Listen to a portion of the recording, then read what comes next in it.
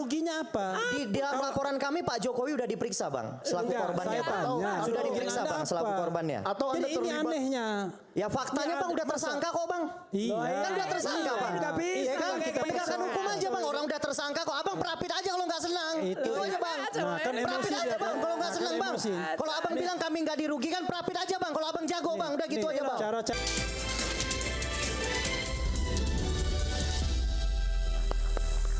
Oke, kembali di Rakyat Bersuara. Tadi ada disebutkan, ada hal yang menarik tadi Ya, soal ada gini. Jadi untuk mengklarifikasi, tadi kan juga sempat dari Flor, Bu Mary tadi kan bilang, dulu waktu lapor pada tanggal 9 Desember ya, 2024, waktu itu S1. Nah gitu kan. Jadi saya bukan tipe orang yang ini orang. Sebentar Mas Roy, ini kita bicara soal proyek triliunan yang ditawarkan ke Bang Egy. Ya. Saya ingin tanya dulu ke Bung Lecu. Oke, sebelumnya saya ingin klarifikasi soal yang S1 sama yang SMA. Nanti saya berikan kesempatan.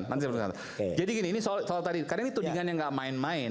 Proyek triliunan diberikan kepada Bung Egy Sujana oleh pihak Pak Jokowi setelah kalau seandainya mau minta maaf kasusnya selesai dikasih proyek triliunan. Ini Anda sedang mengurus RJ, Restoratif Justice-nya untuk Bang Egy Sujana. Ada permohonan RJ 2 minggu yang lalu oleh Eli dan Neti, ya kan, melalui kuasa dari Bang Egy Sujana dan satu lagi DHL. Nah, memang 2 minggu yang lalu sudah diajukan. Saya kemarin hari Minggu ditelepon sama 2 minggu yang lalu ya. 2 minggu yang lalu Tapi sudah dimasukkan. Sudah diajukan. Anda mendengar ini kaget sudah 2 dari minggu yang Bang Egy lalu. Sujana. Anda mendengar ini kaget karena bukan dari satu orang ini. Benar. Kaget, terkejut. Saya kaget tadi. Ya, apa yang disampaikan Michael itu ya kaget kita. Artinya ada permohonan RJ masuk, kemudian penyidik pada hari Minggu kemarin jam 8 pagi telepon saya. Salah satu penyidiknya namanya Joko, Ibda Joko, dari unit Kamnek. Menyampaikan kepada saya, bang tolong bang hari Senin datang gitu. Jadi kebetulan kemarin kan Senin kan hujan deras, banjir lagi saya daerah Pluit kan. Ya. Nah sehingga saya diwakilkanlah sama Adik Darmawan ke sana. Nah memang terkait dengan permohonan RJ dari Bang Egy Sujana dan DHL. Sama Hairul Lubis. Nah akhirnya kemudian tadi saya ke sana. Nah saya bilang ya oke, kalau memang permohonan itu dari mereka ya kita nggak ada masalah. Anda pelapor, tapi Anda menekankan ini, jadi Anda ragu. Saya jadi bingung gitu kan, apakah itu benar memang Bang Egy yang SMS WA langsung atau anaknya atau siapa gitu? Benar, tadi kalau dilihat nomornya kan, benar. Untuk mohon maaf ya, untuk keadaan Bang Egy sekarang tidak memungkinkan bisa mem-WA dengan begitu bagus rangkaian katanya, menurut saya nih ya. Mohon maaf, tadi siang juga berbalasan WA dengan saya dengan kalimat yang sama bagusnya. Nah berarti jadi kalau jangan gitu kan meremehkan seseorang. Bukan berarti Bang Egy menurut saya ya memiliki 2 kepribadian, yaitu ya nanti kita lihat aja kan gitu kan. Aduh ini tuduhan yang gila ini. Karena ada permohonan RJ bang, gitu loh. Ada permohonan RJ. Tapi sebenarnya ya ada persoalan serius loh dengan beliau ini. Dia itu kapasitasnya sebagai pelapor itu apa? Kan sehingga dia berhak memberikan RJ itu. Aneh loh sebenarnya. Kalau Pak Jokowi mau RJ itu boleh karena dia memang orang yang menganggap dirinya difitnah, ya kan, dicemarkan. Kalau dia apa? Dia masa yang disakiti itu adalah Pradi Bersatu, kan aneh kan? Sebenarnya laporan dia itu. Tapi bang, faktanya ini dipanggil bang itulah untuk dilakukan makanya, gitu loh. Makanya ada kita bilang dari entertain dari penegak hukum yang tidak netral, tidak independen. Jadi lucu. Beliau ini apa kerugiannya dengan pernyataannya Roy Suryo dan lain sebagainya? Masa Pradi Bersatu dirugikan dan lain sebagainya? Kecuali kalau Jokowi Kalau Jokowi melaporkan pasal 310, 311 subjektivitas dia silakan. Tapi beliau ini kan Pradi Bersatu ya Anda? Pradi Bersatu bang, betul bang. Kerugian Anda apa? Kerugian kami ya karena ini kan difitnah terus. Memfitnah terus bang, memfitnah seseorang. Apa ruginya apa? Di dalam laporan kami Pak Jokowi udah diperiksa bang, selaku korbannya. Sudah diperiksa bang, selaku korbannya. Atau Anda Jadi ini anehnya.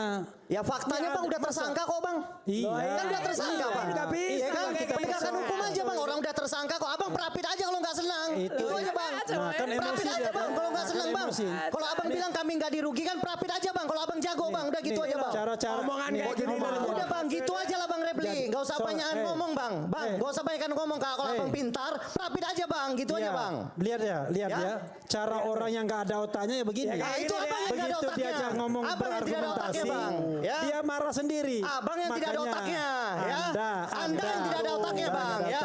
kelihatan. Anda yang tidak ada Saudara-saudara orangnya, ya. sekalian, siapa yang nggak ada tanya dia kan? Oke, iya, iya. Sebentar. Silakan. Saya kira Pradi Bersatu sebagai warga negara ya merasa bahwa ada pemutarbalikan informasi sehingga memunculkan kegaduhan. Informasi hoax yang disebar di masyarakat sehingga kita menjadi resah. Itu salah satu pertimbangan. Nah, lalu penyidik melakukan proses penyidikan. Bung Refli kan sudah paham betul ya. Iya, Sehingga akhirnya digelar jadi tersangka. Enggak, maksud saya. Dia nggak dirugikan apa-apa. Begini. Dia melaporkan delik yang umum. Karena itu nggak bisa pakai restoratif begini, justice. Bang. Anda kan juga orang hukum. Iya betul. Kita paham. Bang, tentu itu sudah dipilah dan dipilih, didalami oleh penyidik, digelar. Tunggu dulu. nggak paham aja. Ada saya paham sekali, Bang. Orang saya juga korban, Bang. Kan saya korban nih. Saya udah paham, saya beda kasus sampai pengadilan. Yang saya katakan adalah kalau memang ada ketidakpuasan, lakukan upaya hukum pra peradilan di sana. Contoh, tapi Mas Roy tidak melakukan itu. Nah, tapi yang menarik, saya mau sebut. Tadi kita bicara Bang bilang Egy, Anda kan? korban, tapi Anda kayak nggak tahu sistem hukum Indonesia aja. Begini. Allahu Bang, Akbar. Kita udah begini, paham Bang. semua lah di Republik ini. Maksud saya, gini. Kalau negara kita ini adil dan makmur, penegakan hukumnya bagus, nggak akan debat-debat seperti ini, Adinda. Iya, Bang. Saya setuju sekali ada perbaikan. Maka kita bilang reformasi Polri kita setuju. Cuma tidak juga ujuk-ujuk semua kita generalisir. Itu maksud saya. Nah, sekarang begini. Kita bicara Bang Egy tadi. Kita bicara kasus ini. Iya, betul. Adinda, gitu. Kan sekarang begini. Kami dari Pradi Bersatu, kebetulan saya anggota. Beliau ini waketum. Melaporkan, diproses, lidik, sidik, TSK. Kan tidak boleh juga disalahkan beliau. Kalau nanti ternyata putusannya bebas, Bung Roy Suryo bisa melaporkan beliau balik. Kira-kira begitu. harus. Kan fair. Saya tanyakan, Fair. Anda laporkan pasal berapa? Beliau. Pasal berapa? Loh, bukan saya. 160, Bang. Bukan Oke. saya pelapornya. Oke ya. Mas Roy, bukan saya pelapor. 160 28 edu. Saya bukan pelapor, Mas Roy. Oke, iya. Menghasut. Oke, pasal 160 itu tentang penghasutan. Ancaman hukumnya 6 tahun. Pasal 28 ayat 2 itu ujaran kebencian, 6 tahun. Dan itu pasal delik umum, pidana umum. Pidana umum itu anyone bisa melaporkannya. Karena itu ketika di restoratif justice lucu. Paham nggak logikanya? Ini logika yang nggak benar. Tapi saya jawab dulu, beliau kan punya kewenangan dengan pasal itu untuk melaporkan kan, Bang? Iya. Iya, berarti tidak salah. Tidak salah kan? Bro, bukan kewenangan. Ya boleh, Tetapi berhak warga negara berhak. Boleh. Kalau kewenangan itu lembaga. Supaya semua paham. Iya. Emang apa salahnya dengan pasal itu lalu kemudian di restoratif justice? Itu harus harus dipahami. Nih ya, jangan diganggu ya. Oke. Jadi restoratif justice itu adalah seperti ada dua warga negara setidaknya bertengkar. Satu melaporkan, satu dilaporkan. Yang satu merasa difitnah, dicemarkan nama baiknya. Yang satu kemudian melaporkan akhirnya dia. Nah, karena dia dilaporkan, saya sebagai penegak hukum penyidik mengatakan, "Hei, kau dilaporkan dengan orang ini. Udahlah, kalian mau damai atau mau enggak? Atau mau terus? Kan terus capek kita sampai pengadilan dan lain sebagainya. Kalau kita bisa damaikan, kita damaikan. Oh ya, saya memaafkan dia. Saya memang merasa difitnah tapi saya sudah legowo." Itu yang namanya delik aduan. Makanya delik aduan itu sangat bergantung kepada siapa yang mengadukan pelapornya. Meskipun pasalnya kan bebas. Nggak bisa, bro. Nggak bisa? Kalau nggak bisa, pasalnya harus pasal delik aduan. Misalnya 310 pasal pencemaran nama baik, 311 pasal fitnah, atau pasal 27A pencemaran nama baik dan melalui dokumen atau Nggak bisa informasi tiba-tiba elektronik. pasal penghasutan. Nggak bisa, itu delik umum. Nggak, pasal maling misalnya, nggak bisa, itu delik umum. Contohnya pembunuhan Tadi aja, Bang Bang. Bang Repli kan udah menjawab 160 itu siapapun bisa melaporkan. Itu kan sudah dijawab sama Bang Dia ini nggak Repli. paham ujungnya. Saya mengatakan restoratif justice. Nggak Ya, bisa, kalau bro. restoratif Itu yang namanya mengentertain, itu namanya penyidik penegakan meminta hukum. kami Ini ya, sama ada dengan- permohonan ya, ada permohonan daripada tersangka. Ya kan? Karena untuk memperhatikan kemanusiaan juga. Ada waktu melaporkan pasal penghasutan. Iya. Ya, saya melaporkan pasal penghasutan. Pasal yang tadi. Iya, pasal penghasutan itu delik umum. Nggak bisa delik Nggak aduan. bisa ada restoratif justice untuk delik Nah, umum. itu- Ketika kemudian di restoratif justice itu aneh. Bang Refli, tentu Gitu loh. itu menjadi kewenangan penyidik. Kenapa penyidik manggil beliau? Kenapa mau disampaikan? Ya itu maksud Itu saya. sama saja dengan unequality before the law-nya itu. Ya. Ini melaporkan, ya kan? Andi Aswan itu menyebarkan. Diterima laporan beliau. Diterima bukan pasal yang Sama. soal ijazah yang palsu itu, bukan. Dia pasal lain menyebarkan berita bohong. Iya, terhadap Bung Andi kan. Iya, Bung Andi tapi laporkan pasal juga. lain gitu loh. Lain. Maksudnya disitulah yang saya katakan unequality. Ini pasal yang nggak jelas kerugiannya apa. Tempus deliktinya nggak jelas, locus deliktinya nggak jelas, kerugiannya bagaimana, tiba-tiba diterima. Itu persoalan kita, bro. Kenapa kemudian masuk pasal 160 Tapi saya KUHP, punya ini nih. pasal 28 ayat 2 Undang-Undang ITE, pasal 32 dan 35, itu semua untuk ditarget agar mereka ini bisa ditangkap at any time, Ya. bisa ditahan at any Ancaman time. hukuman Itu itu masalahnya, Oke. karena Bang Refli, ancamannya di atas 5 saya tahun paham, semua. Bang Refli. Anda Karena ini kan paham masih soal dalam itu. ranah administrasi. Penetapan tersangka, kenapa bisa diterima LP, bawa saja ke Prapid. Itu paling fair. ya. Itu Gini, selesai. bro. Kita Prapid aja udah lah, Bang. Aduh. Maksud saya, Bro. kita nggak Ya. bisa mundur ke belakang Ya. cerita ini. Bro ya. Ah. Anda berpikir seolah-olah hidup kita ini normal, penegakan hukumnya normal. Bang Refli Ya kan? kenapa takut Bahwa kalau peradilan itu bahwa kan jalan Prapid- paling cepat udah. Prapid itu adalah institusi yang netral. Gini ya, Orang Anda mau biasa fakta? bohong, ya. Prapid Anda mau fakta tujuannya ya? aja loh, Mas Edi. Prapid itu yang menang itu adalah ada seorang buronan yang dinyatakan sebagai DPO, Iya. menang Prapid. Oke? Ya. Tetapi orang-orang lain yang kritis terhadap pemerintahan, Tom Lembong misalnya, nggak akan menang. Tapi Padahal dapat jelas abolisi dia. Ya Anda tahu nggak Tom Lembong akhirnya Tahu. dibebaskan kan? Iya.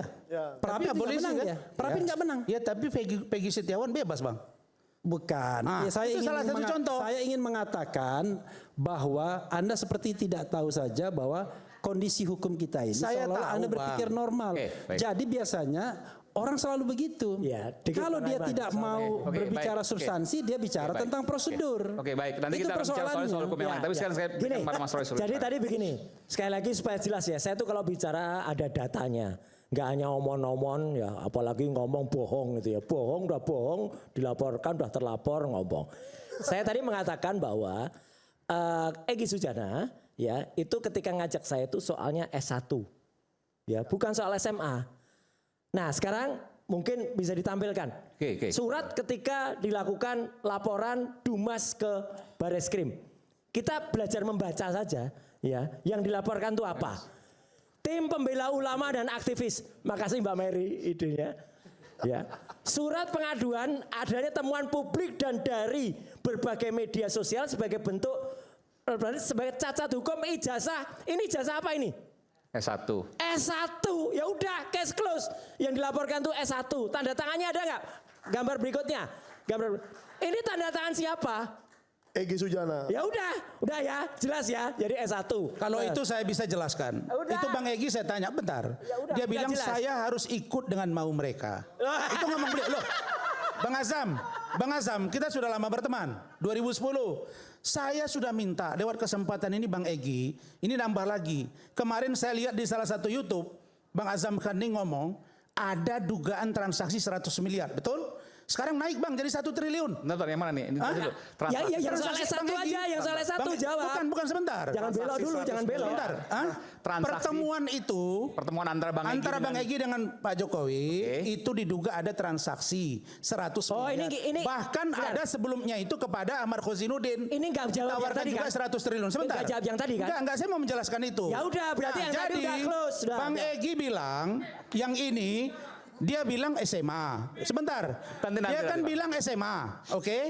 Lalu kemudian mereka mengupgrade ini untuk menjadi ijazah SMA. Saya enggak S1 enggak ada masalah. Kata dia, tapi hati saya tidak begitu. Loh, ini ngomong beliau. Makanya saya bilang kepada Bang Egy sebaiknya keluar. Terus yang kedua, ada bukti bentar. tertulisnya nggak, Bang? Sebentar. Kita kan bicara Bang Egy. Saya dapat WA dari Hizbullah. Apa itu? Anak Bang Egy. Bang Egy. Oke. Ini kan. Makanya Bang Egy keluarlah abang-abangku. Pertama begini, saya kan buat postingan. selamat bergabung di rumah baru Bang Egy. Dijawablah sama Hizbullah. Rumah baru maksudnya apa tuh? Ya, ya artinya kan sudah Rumah tidak di rumah sana, tidak di rumah sini, di rumah baru beliau dengan bersilaturahim kan rumah baru. Ya, oke. Nah, terus dijawab dibalas sama Hizbul. Wah, jangan dinarasikan rumah baru, Bang. Beda konteks abangku. Hehe. Itu Saya rumah baru jawab, itu kata villa. Hizbul. Villa di Bogor. Hizbullah. Villa di Bogor atau tunggu di mana? dulu. Bang Roy kan itulah makanya. Loh, ada kabar udah Villa pernah Bogor nggak? jelas dijelasin nanti. Mas Roy sudah pernah ke rumah Bang Egy? Apa? Oh udah. Oh, udah. Udah. Sudah. Lanjut, Kenapa? lanjut. Kalau Oke. yang Villa Bogor saya belum pernah. Terus begini, saya jawab. Kita sebenarnya sayang sama Bang Egy. Tapi kalau saya terlalu maju, nanti dibilang saya mempengaruhi abang. Terus dia jawab, siap Bang. Pahamlah kita. Kalau orang yang nggak kenal, ya pasti nggak tahulah Bang Egy. Biarkan saja Bang. Kita upayakan membela dengan semua kapasitas dan kualitas yang kita miliki saja. Artinya confirm ada pertemuan itu. Nah pertanyaannya sekarang saya heran ya. Kenapa orang sudah silaturahim, sudah berbaikan dipersoalkan peluk-pelukan. Kenapa orang yang sudah ketemu dibilang ada transaksional. Nah sekarang yang jadi masalah Bang Egy bilang 1 triliun. Saya bingung nih logika saya. Gak mungkin ada kata-kata ini kalau bukan ada sesuatu yang mendorong dia. Nah pun begitu, Bang Egy belum datang ke kita ya Pak Aba ya. Karena kalau RJ kan harus datang juga Bang Egy ketemu dengan Bung Lecumanan, para pelapor. Kalau dengan Pak Jokowi sudah clear sama ini kan belum. Betul kan Pak Lecu kan? Minta ketemu Bang Egy kan? Oke. Lalu kemudian kalau ternyata ada dugaan-dugaan transaksi ini luar biasa loh ini. Triliun tadi bahasanya. Proyek triliunan. Kalau itu benar, saya proyek. kira bisa merusak ya gambaran pikiran orang, mindset orang. Ini yang ngasih duit ini siapa ini? Kan presidennya Pak Prabowo. Apa yang ngasih proyek ini Gibran? Kan nggak mungkin. Atau ada pengusaha yang mau ngasih triliun proyek? Saya kira itu nothing. Kebetulan masalah proyek-proyek ini saya belum tahu 1T baru malam ini. Tapi ketika Bang Azam kan bicara 100 miliar, saya WA ke Solo. Saya tanya ada nggak? Tidak ada transaksi Bang. Oke. Saya kalau masalah penyidik 2 orang saya tidak tahu. Tapi yang pasti confirm ada Bang Egy, ada DHL, ada Bu Ida. Kalau saya panggilannya Bu Ida Neti bukan Elida. Ida Neti dan Darmizal Setar Ahmad. Itu saja. Oke. Saya kira itu penjelasannya. Oke, saya jelaskan. Sekian panjang lebar nggak jelasin soal S1 tadi dan SMA. Sudah dijelaskan tadi. Katanya Ya, kalian ya. memang upgrade. Ya, Nggak ada upgrade ya. Rasman Udah, gini ini namaku. fakta aja. Jadi gini, saya diminta Hel Subeno untuk bicara, termasuk juga Edi Mulyadi. Saya mengatakan, saya pernah diiming-imingi 1 koper. Cuman 1 koper duit. Oke. Ya. Siapa nih? Dalam konteks ini. Siapa Bang? Siapa yang ditawarin? Iya, saya ditawari. Siapa yang nawarin? Dengar dulu lah, jangan main tembak aja, gitu loh. Dengar dulu. Soalnya saya butuh juga. Iya, 10 makanya miliar. saya jelasin. Oke. Nah, Oke, jadi Bang. pada saat itu ini ternyata kabar burung. Oke. Oke. Saya jelaskan lagi. Bentar. Kabar burungnya adalah abang mau ditawarkan Uang 1 berapa? koper. Katanya nih ya. Iya, tidak ada katanya. Intinya dalam proses ini harus ada maaf bin maaf. Untuk kasus tanya, ijazah supaya clear, Ya, clear supaya lah. dimaafkan. Betul. Akan dikasih berapa? 1 koper. 1 koper, uang nggak disebutkan jumlahnya berapa? Jumlahnya tidak disebutkan. Oleh siapa nggak disebutkan juga? Tidak juga. Oke. Oke, itu saya anggap kabar burung. Oke. Nah, begitu itu bicara saya sudah hampir 1 bulan lah ya sama Oke. Edi Mulyadi dan beberapa. Terus selanjutnya Aka itu pernah juga. Aka itu siapa tuh? Ahmad Kosinudin. Oke. Ya, menyampaikan bahwa juga 100 miliar. Jadi bukan saya yang menjelaskan, itu Aka. Saya menindaklanjuti omongan Aka. Konteksnya sekarang karena ini tidak ada kejelasan, ya sudah mau ngapain. Nah, masuklah proses pada saat BES berangkat ke Solo sama DHL dan 1 orang lagi tadi yang sempat ditanyain oleh si Rasman tadi yang katanya ada di Riau itu ternyata ikut. Elida Neti. Ya. Jadi kalau memang dia mau memberikan buku BES, ya sudahlah titipkan saja. Kenapa harus datang sembunyi-sembunyi? Lah saya ini waktu itu sekjen, baru kemarin saya dipecat. Baru kemarin. Sekjen TPUA TPUA. dipecat oleh 7 orang semua dipecat sama BES. sama Bang Egy Sujana. Iya. Artinya aneh bila Ya, aja. kalian ini Ingat loh, karut. sebentar dulu. Jangan menjustifikasi. Sorry. Nggak Sekjen boleh dipecat begitu. nih, sekjen Ini dipecat. loh ya. Ketuanya Bang Egy ya. Iya. Oke. Di atas Egy Sujana itu ada pembina. Siapa namanya Habib Rizik. Terjawab. Saya nggak mau bilang tadi. Sebentar. Oke, ya. Harusnya jangan main semua pentolan yang membesarkan TPUA itu main dipecat dengan seenaknya begitu gitu loh. Lah ini organisasi macam apa kalau kayak gini gitu loh. Maksud saya hormati perjuangan saya juga, perjuangan Rizal Fadila, Kurnia, Rustam gitu loh ya, Ismar. Artinya itu harusnya dihormati, jangan main pecat gitu loh ya. Lah kalau sekarang dia yang berangkat ke Solo, kok saya yang kena getahnya? Kan yang berangkat dia berdua atau bertiga, kok kita yang dipecat? Kita katanya berkhianat. Loh, saya dibilang berkhianat kan?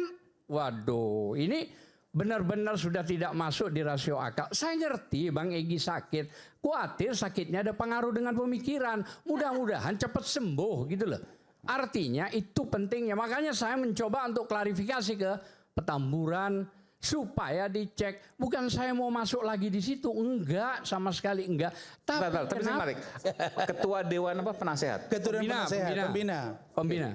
Ketua Dewan Pembina Habib Rizik. Habib Rizik bilang apa soal ini semua? Saya belum konfirmasi, tapi sama sekumnya saya sudah menyampaikan. Bentar, ini jadi kan saya juga baru tahu ini. Artinya Habib Rizik ini kan TPUA itu tim pembela ulama. terkait dengan ijazah Pak Jokowi Tidak. Oh nggak mana Anda harus clearkan nih. Tidak. Jadi Habib Rizik imam besar itu tidak ada hubungan dengan itu. Dengan kasus ijazah. Tidak ada. Clear ya ini ya. Clear ya. Oke. Hanya beliau itu pembina tertinggi. Namanya pembina. Dan tidak pernah ikut campur dalam kasus ini. Tidak. Sama sekali. Sama sekali tidak. Nah, yang menjadi persoalan, saya mencoba bertanya kepada sekum di Habib Rizik, apakah diberi izin atau sudah ada izin? Akan begitu. Habib Rizik lagi keluar kota. Hanya pernah disampaikan bahwa jangan minta maaf. Jangan minta maaf. Nah, konteksnya saya berpikir juga kalau jangan minta maaf, tapi ini ada RJ. RJ harus minta maaf. Ya RJ kan harus begitu, restorasi justik. 2 minggu kan sudah, berarti lama sudah. Nah, kita sebagai sekjen tidak diberitahu, wakil ketua umum juga tidak diberitahu, bendahara umum semua tidak. Hanya yang tahu 2 ini makhluk. Artinya 2 ini siapa? Bang Egy sama DHL. Dan Nah, Air itu Lubis. Katanya sekjennya sekarang DHL ya, betul? baru diangkat kemarin. Saya baru dapat soal. Iya. Saya nggak tahu mau diangkat di mana, Pak, di depan istana atau apa? Saya jelas. Jadi begini, saya kira penjelasan Bang Azam Khan ini memperjelas bahwa memang Bang Egy berangkat ke Solo dan tentulah tidak mungkin dalam pembicaraan itu harus memecat Bang Azam Khan dari sekretaris TPUA, saya kira enggak. Ya. Tapi kalau ada RJ, ya.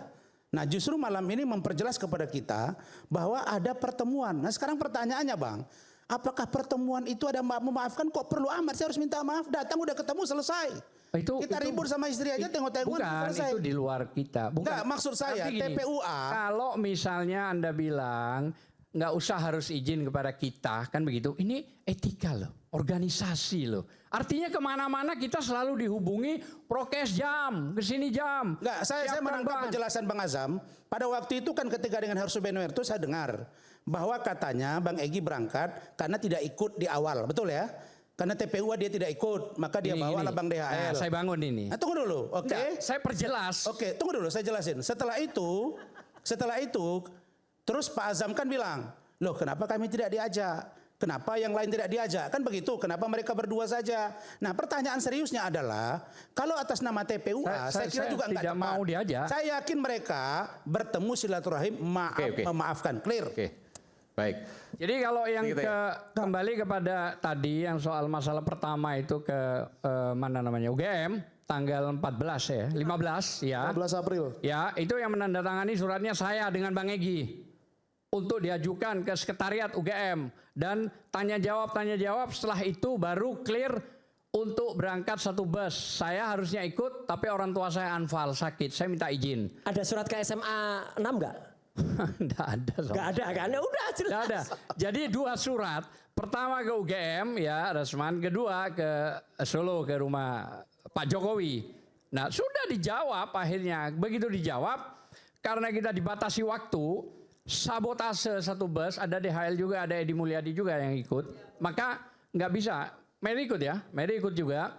Akhirnya setelah itu yang masuk adalah RRT jam 8. Dan akan disiapkan, saya lupa 34 apa 36 item ya, waktu itu. Nggak ada. Nah ternyata satu item menurut beliau nggak ada. Waktu itu datang ke Solo, ke tempat Pak Jokowi. Ke Jogja dulu, ke UGM. Oke. Ya, Minta diterima. ijazah. Klarifikasi silaturahim ya. Oke. Beliau bertanya juga dan setelah selanjutnya dijawabkan 36 apa 34 item tapi kosong ya. Dan pada saat itu Profesor Wending juga atau siapa berjanji mau memberikan CCTV pertemuan itu 1 jam, itu juga nggak ada. Akhirnya beliau bertiga di halaman UGM menyampaikan apa yang pernah ketemu, yang sampai katanya Prof Wending yang mengatakan bahwa benar Bapak Joko Widodo lulusan dari kedokteran. Maaf ya katanya. Dia bilang benar kan begitu kan? Ada rekamannya semua lengkap ada. Oke, setelah itu tanggal 16-nya bertiga dan termasuk Rustam semua, termasuk Mary ya, berangkatlah ke rumah Solo. Pak Jokowi. Diterima sama Pak Jokowi 3 orang itu, DHL, Kurnia, termasuk Rizal Fadila. Poin yang disampaikan di sana bahwa Pak Jokowi tidak mau memberikan kecuali diperintah oleh hakim atau di pengadilan. Nah itu berulang-ulang ditanya Rizal Fadila, termasuk juga si siapa namanya Kurnia juga bertanya itu sampai klimaksnya nggak ada ya sudah ulang. Artinya memang benar telah terjadi itu yang membuat surat kami. Jadi pada saat itu memang RRT itu dari TPUA walaupun memang bukan artinya organisasinya masuk di TPUA tapi surat artinya udah masukin aja sekalian. Itu clear gitu loh ya. Bang Iman, cuma saya mau tanya begini kan tadi kan dikatakan oleh Bang Refli itu kan panjang sekali surat dari Bang Egy. Kemudian Bang Azam itu, wah saya dipecat kemarin. Dan tiba-tiba gitu loh. Jadi pemikiran saya berpikir dengan apa yang dikatakan Bang Lecu tadi. Ada suatu dualisme pemikiran gitu loh. Dari Bang Egy? Dari Bang Egy untuk itu kan. Ini kan bertolak belakang nih apa yang dibicarakan ini. Ya kan? Ya saya juga bingung di sini. Kita juga bingung. Tadi siang sudah terbantahkan. Apalagi disebutkan triliunan. Nah ini kan permasalahan sudah ini. Terbantahkan. Jadi yang intinya adalah kalau bisa ya Bang Egy bicara. Iya. Ke depan. Betul. Ya, clear kan itu. Saya kan buat sudah kita, kasih buat kita ya. Sebentar Bang Rasman. Boleh Buat bacakan kita ya Bang Rasman sebentar. Nanti saya berikan sebentar. Silakan. Buat kita ini kan internal mereka. Iya. Kita nggak ada hubungan untuk itu. Kita terus terang kalau mau maju pengadilan jalan terus untuk itu. Nggak jadi RJ, maju pengadilan. Maju terus pengadilan. Kan Kalau mau begitu. RJ? Kalau RJ silakan oke. Karena ini kan sudah permintaan Jangan 2 minggu yang dualisme. lalu. Nggak ada dualisme untuk itu. Kan 2 minggu yang lalu nih. Meminta RJ itu. Ya kan? Artinya memang mereka sudah melakukan. Kalau kita bicara RJ pastilah. Nggak munafik itu memaafkan terjadi di situ. Kan begitu intinya. Ya. Tinggal sekarang kalau memang benar itu adalah ya Bung Egy maju ke depan bicara. Ya saya mengajukan RJ. Udah selesai itu. Nah, yang saya mau bilang soal dualisme pemikiran tidak sehat atau apa itu fitnah ya itu ya. Bang Egy maksudnya? Karena tadi siang Bang Egy saya bilang begini, siap Bang Egy kita sepakat ini strategi Jokowi pecah belah. Maka mulai sekarang kita harus saling mendukung ya. Itu WA saya. Maksudnya pecah belah gimana? Itu saya jawab begitu. Enggak. Ini saya yang Karena dia bilang mengirimkan WA Bang seperti Egy. itu. Kenapa Pak Ya. Jokowi? Maksudnya dia harus dijelaskan juga. Ya, dia kan mengklarifikasi dia tidak minta maaf. Tapi dari sono ngotot bahwa dia minta maaf. Itulah strategi pecah belah yang dimaksud gitu. Versi Michael. Itu versi dia. Michael. Tunggu dulu. Saya baca dulu ya. Saya habisi dulu. Itu kan versi Pemikiran Michael. seperti itu. Abang lihat nggak Bang Egy ke Solo? Abang lihat Michael. tidak? Tunggu dulu. Saya selesaikan dulu ya. Itu versi Bukan itu versi dulu Michael. dijawab, Bang. Enggak. Saya selesaikan dulu. Bacain aja. Saya bacakan ya. Bacain aja. Balasannya Bang Egy begini, itu cerdas, berani, militan, CBM. Alhamdulillah Dinda kembali ke jalan yang benar. Tidak terpancing untuk ikut serta dalam program Raja Termul. pecah belah bangsa. Nah, ini menggambarkan ini tadi siang. bahwa Tadi siang. Tadi siang terjadi Berarti waktu 14.51. Berarti Bang Egy pergi ke sana tidak dalam keadaan benar. tidak akan benar. Bukan Bang Egy itu yang Anda- kesana. Maksudnya tanya lagi berarti tadi bukan Bang maunya Egy yang berangkat maunya ke sana, Adinda benar itu. Michael tanya, Bang Bang Michael. izin. Bang, kalau saya ditanya pasti saya tanya, Bang izin. Berarti Abang ke sana kemarin dalam keadaan tidak benar. Tanya. Iya betul itu. Enggak, misalnya ditanya. Bang Michael, Karena abang tanya, pernyataan, Bang Karena Egy ke sana Karena nggak kata sih? Bang Egy, Coba tanya dulu lah. kembali ke jalan yang benar. Aku takut bukan Bang Egy. Sekarang aja tanya Berarti sekarang. jalannya tidak benar Kesana dong. nggak? Atau Kalau itu kan sudah dibilang tadi atau benar ke teleponin sana. dia ke sana. Benar ke sana. Benar. Apa Tapi dia kalau salah Anda jalan? ngotot itu minta maaf, Sebentar. itu kan interpretasi Anda, pelukan itu minta maaf. Lah, Anda ke sana nggak? Anda Bang, melihatnya begini. di sana. Bang, ke sana, Adinda. Bang. Kalau nggak Anda minta nggak maaf. boleh Adindaku di sana. Michael, Adindaku Gambar Michael. pelukannya saja. Saya sudah jelasin di awal tadi. Langsung Agustus. ambil Oke, ini. lanjut saya ketemu Pak Jokowi. Pak Jokowi bilang dia menunggu. Jadi saya tidak yakin Pak Jokowi mengundang. Ada bahasa lagi masuk ke saya. Pak Jokowi bukan Pak mengundang Jokowi mereka. mengundang. Tidak. Bang Egy yang datang. Aduh, saya inisiatif lalu saya Berarti bohong bahwa Rejo itu datang ke rumah Bang Egy di Sebentar, Bogor untuk sebentar mengundang. dulu. Nah, menurut saya mungkin pada waktu serangan-serangan itu dibully, Bu Ida ini kan sudah kewalahan, oke? Lalu kemudian, ini kan yang saya pahami. Oh ya. Lalu kemudian datanglah Rejo, ketemu dengan Bang Egy itu di rumahnya, ditandatangani. Kira-kira saya tanya Adinda, Bang Egy bilang, ini saya berikan kepada saudara saya seiman. Oke? Bapak Jokowi se-Islam, oke? Lalu cerdas, kan begitu ya? Berani, militan.